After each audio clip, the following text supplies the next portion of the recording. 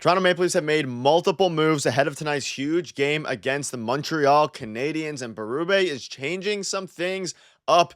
And some of these moves have Leafs fans fired up. We're going to break that down and discuss what this means as we are heading into a massive game against the Canadiens. Stay tuned for all that in this episode. But before we get into a quick reminder, if you're part of the percentage who aren't subscribed to the channel, about 70% of you who are watching aren't subscribed, make sure to hit that subscribe button. We will be live following tonight's game. But Darius, a lot of things to go over today, and Berube's made some moves, and one of them I think is going to have Leafs fans pretty happy, and one of them, at least myself personally, I'm a little bit confused about, but we'll dive right into it now. And there's a bunch of different things. You can see here a little bit of a tidbit. Ryan Reeves is going to factor into the lineup, but you can talk about first Craig Berube speaking out about it. So Craig Berube on the lineup changes tonight against the Habs. It's a big game, Montreal. It's a big rivalry, obviously. They've got some physical players over there, so we've got to be physical tonight. We have to play a heavy game.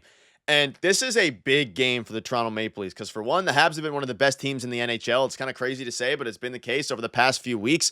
And now the Leafs, coming off a 3-game losing streak to get a huge comeback win last game against Sheldon Keefe and the Devils. Now you're coming in against Montreal, and you need to take care of business tonight, and they're going to be making some moves. So Minton continues to remain scratched, Dewar and Benoit as well. We can just dive right into the lineups here, and most of the lineup is the same.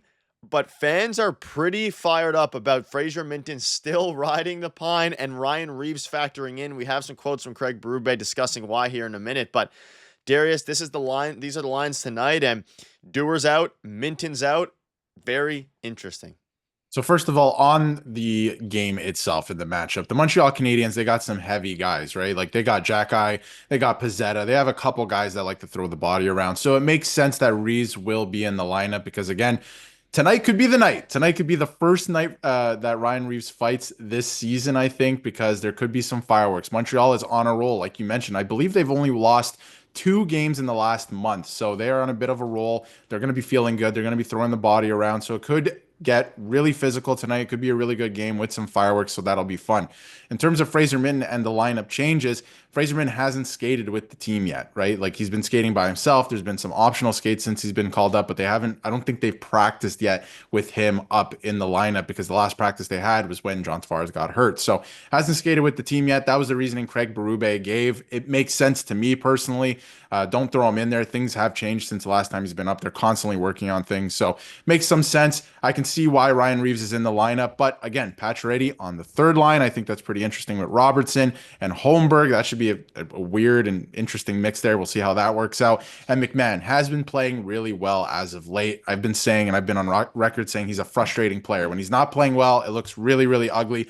But when he's on his game, it's great. And he can be a great player for this team. So he's going to slide up with Domi and Nylander, and it does make sense. Berube likes to work in pairs, so he's keeping McMahon and Domi together. Makes sense to me. Nylander's got to continue to do what he's doing, and I'm looking at Max Domi too. Can he continue to build off of what he did last game too? Because he has struggled at times this season, so should be pretty interesting. Defense looks the same too. Benoit stays out. He's from Montreal. I think that's very interesting. That could be a storyline and play into some things later in the season.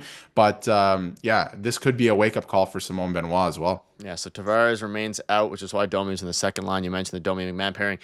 The fourth line, Lorentz, Kampf, and Reeves. It's going to be interesting to see. Maybe Reeves finally does get into his fight the first game back or second game back after talking about how he, other players don't want to fight him. I'm sure there'll be some players in the Canadiens who wouldn't mind dropping the gloves tonight. And yeah, you talk about the physicality of the Habs. I mean, one of the most physical players on the Leafs is Simon Benoit, and he's out. So it's going to be it's interesting to have Reeves in, but Benoit out. I thought Benoit was going to come in for Connor Timmins tonight. Not the case at all. You have Riley Myers, McCabe Tanev, OEL Timmins, and then, of course, Joseph Wall starting a lot of games here down the stretch. And it's going to be a big game for Joseph Wall. You're going up against a tandem of goaltenders in the Montreal Canadiens who are also very, very good. And I want to discuss a couple things here. So one other thing that's big here, Darius, is that Morgan Rielly and the power play is not, it's very interesting. Morgan Rielly is no longer on power play 1 here. And this is very intriguing to me. They finally are changing things up on the power play, which I think is going to be a good sign. But like we've been discussing, I don't know how much it is the personnel, although Morgan Rielly has been horrible in the power play. The guys just need to get it going. And I mean, Craig Berube came out and made a quote yesterday that was a bit surprising, saying the power play hasn't been that bad over the past month. It's been hitting at a 23% clip here. Riley's out. He's not wrong on paper, Craig Berube is, right? The power play has been struggling at times, and it's not that bad. But for how much money is on the power play, they should be top five in the league. That is the problem. They should be clicking at a clip that is, again, top five in the league. That is the problem that Leaf fans have right now. Now, Morgan Riley comes off tonight, right? So I'm assuming they're probably going to go back to the five forwards thing, which they've been experimenting with at times this season and in the past, obviously. I think they should actually put OEL there. Give it another shot. They need more pucks to the net. They're not doing that. They're very passive. They're not aggressive. They're not direct like the coaching staff wants them to be. So actually, I do think it is the personnel on the power play. These guys are not executing. Clearly, they're not executing what Craig Berube has been talking about and what Mark Savard has put forward. So they need to change the personnel again. OEL likes to shoot. Put him there. He's on pace for his lowest total of points since his rookie season, so maybe you can get him going in that way. It's what he likes to do. He was doing it in Florida a bit last year, right? And he scored a couple goals doing that in the playoffs. So try him there. Clearly, the other two routes have not worked as well. So see if you can get that going. See if you can get OEL going too as well to put up some more points. And Morgan Riley has struggled coming off power play one this year. Again, struggled all year long. It's been a tough year for him. He changed, and this is a big factor. People are going to laugh. He changed his stick tape to black. When you're a hockey player and you do something like that, that means something is desperately wrong. You're trying to change things up. You rarely ever see that. Guys rarely ever change that stuff because hockey players are very particular about it. So last game, I noticed that he changed his stick tape to black. So clearly he's trying to change something up and get going here, and he'll be off power play one. So it could be a bit of a wake-up call for him as well. Some superstitions creeping in there. And I mean, as you look at some of the stats and as well as some other things, obviously Max Domi's he's playing better as of late. 16 points through 38 games. He's a big player to watch. Ryan Reeves, I mean, 2 points in 28 games. He's never going to really get his points in there. Only averaging 7 minutes on the ice tonight. And he's the player to watch tonight, especially with the physicality, of our Jack Eye and just the way that the Montreal Canadiens are chippy. But Craig Berube came out and spoke out about power play one. He said, I'm sure he wants to be there, but he understands he's at a point in his career where he just wants to win. Any thoughts on this? I mean, clearly, I can't imagine Morgan Riley's upset about this. He has no right to be just because of how bad he's been playing. I mean, he has a right to be upset, but he's not going to complain about it. He's a leader on this team. Everything's good there. I'm happy. I'm also curious to see if the power play can. I mean, every single time here we talk about the power play, I just want to see it be effective for a long period of time. We've seen games here and there. I want to see it good for a month or two stretch. And by good, I don't mean the last month they've had, like Craig Berube said, with 23%. If it is 23%, like Berube said, it's the ugliest 23% power play I've ever seen in my life watching hockey. So it's going to be interesting to see what he does.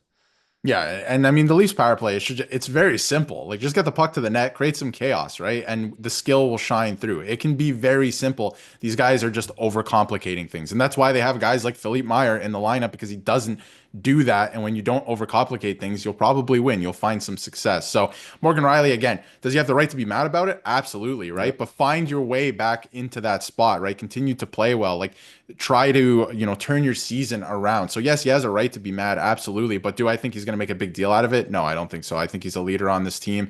He's been here for a long time, and I think that he shoulders a lot of the competition, right? He plays against the other team's best competition on most nights. So should be interesting. Maybe not, this year so much because they have McCabe and Tanev doing that. But again, should be interesting to see what happens tonight. He's got to get rolling specifically, Morgan Riley. I would like to see him, turn his season around a little bit. But again, this could add fuel to the fire. I think, scratching a guy like Benoit and, where he's from, right? He's not going to play in Montreal against Montreal. Taking Riley off power play one. I want to see these guys use that as motivation. Yeah. And one final thing. Mentioned it in yesterday's video. I think I forgot to mention yesterday's video. Either way, it's official now. John Klingberg is a Edmonton Oiler, and Edmonton continues their run of, stealing players or former players from the Toronto Maple Leafs. So it's going to be interesting to see some matchups. Maybe we'll see John Klingberg in the playoffs somehow against the Toronto Maple Leafs, which would be a crazy sight to see. But let us know down below what your thoughts are. Huge game tonight, so make sure to stay tuned for the live stream later. Cheers.